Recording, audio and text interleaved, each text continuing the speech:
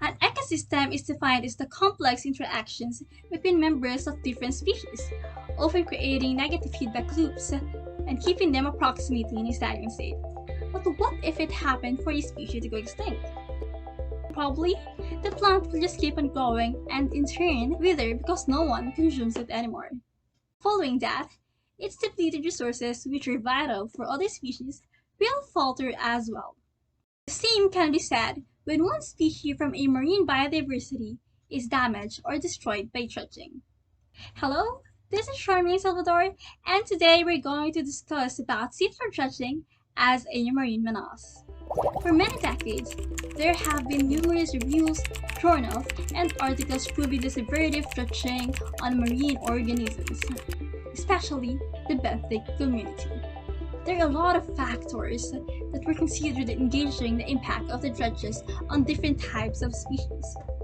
For us to have a clear description of seafloor dredging, let's first start with a general description of dredging itself. Dredging as a whole is an excavation activity that involves removing sediments or sand from a lake bed and depositing it at a new location. It has a vast range of uses. It can be used to construct ports, dikes, and waterways, or other types of infrastructure. It can even be used to create an island because that's how Spratly Islands existed in the first place. Seafloor dredging, in particular, is a rigid structure tiled along the seabed, either scraping or penetrating the bottom. It can directly damage benthic habitats and species. As these methods stir up the sediments of the seabed, it creates plumes to smaller sensitive species. On the other hand, a mobile fishing gear is a tool used in catching and dragging marine animals. This has two major types, which includes the trawl and the dredge itself. In considering the consequences of seafloor dredging, we will pay attention to its direct and indirect effects. Its direct effects include population mortality, increased food availability, and loss of habitat. Population mortality occurs when benthic and demersal species are killed and become more vulnerable to predators. Increased food availability is when the dead fish's offal becomes free for scavengers. Lastly, the loss of habitat is self-explanatory. It is the destruction of seafloor habitats like coral reefs that is crucial to the safety of marine species. On the other hand, its indirect effects include nutrient cycling, community structure, ecosystem processes, and increased susceptibility to other stressors. Nutrient cycling refers to the increase or decrease of nutrients between sediments and water columns from the natural seasonal cycle caused by dredging. Community structures the decreased abundance of demersal species that could alter other parts of the community.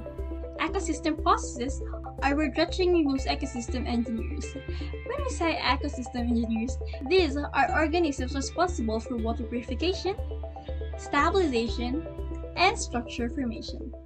Lastly, increased susceptibility to other stressors is similar to population mortality from its direct effects.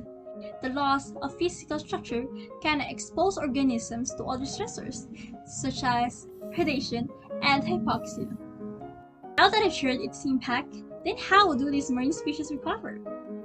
Fauna that lives in a low disturbance environment is more prone to fishing gear disturbance than to those in areas with high disturbances.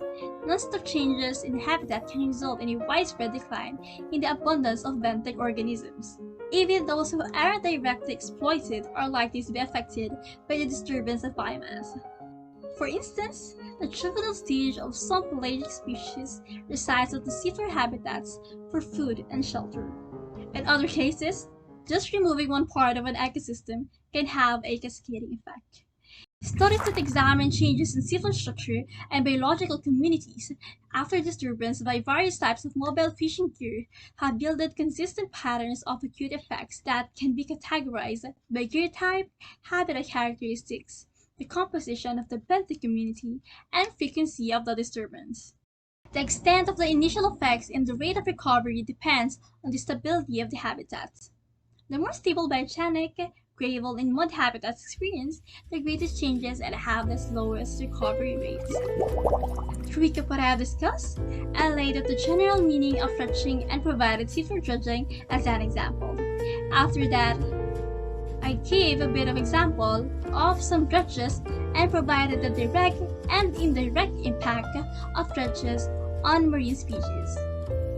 Then after, I gave a choose on marine species in an ecosystem, specifically benthic communities. And lastly, I gave my final statement, which sums up how seafloor dredging became a marine menace in the first place. With that, I end this video and thank you for listening in today's discussion, and I hope that you've learned a lot. And let's continue on learning.